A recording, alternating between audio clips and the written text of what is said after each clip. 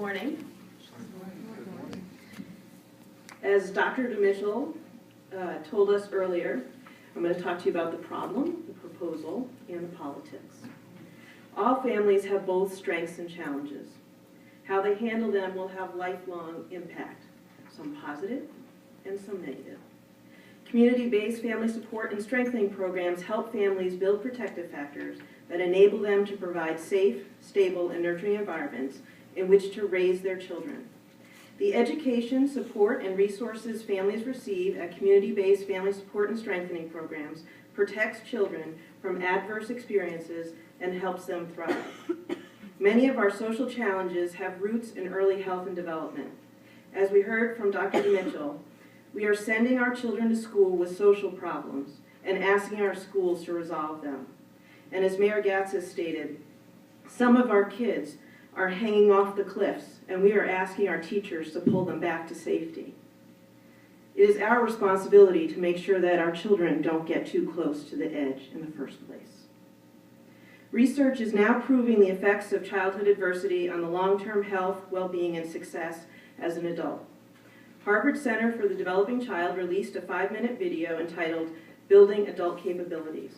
In this video, Dr. Shonkoff cites 4 major changes that will move us toward better health and development for our children and our society. First, we need to change social norms and policies that create a culture of investing in early development and valuing children. Second, we need to create communities and programs that build and reinforce the capacities parents need to nurture and care for their children. Third, we need to create communities that reduce adversity and toxic stress.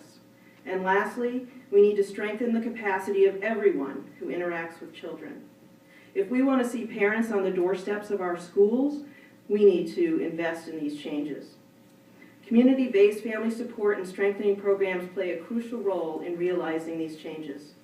In federal fiscal year 2012, the New Hampshire Division for Children, Youth, and Families reported that 915 children were abused and neglected in their own home, and more than half of them were under the age of 8.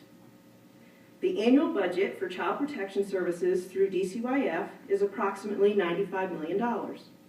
The amount of general funds spent on child abuse prevention, 0.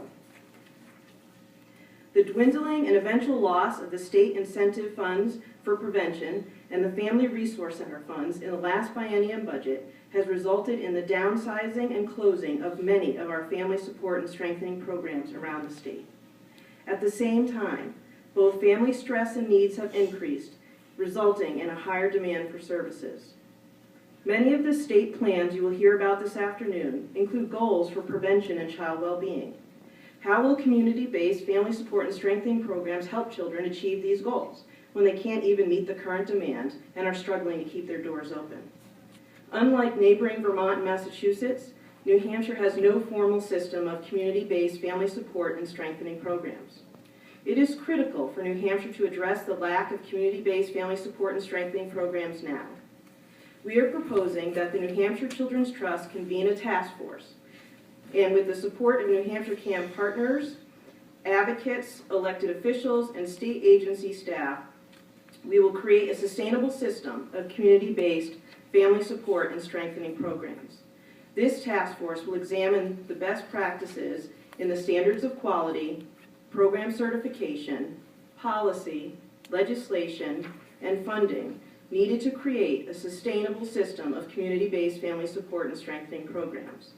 Recommendations from this task force will be advanced in part through legislation and funding in the state fiscal year 15. Right now, our children are developing. In their home environment, is it toxic or is it nurturing? They can't wait, and we hope you'll join us in this effort.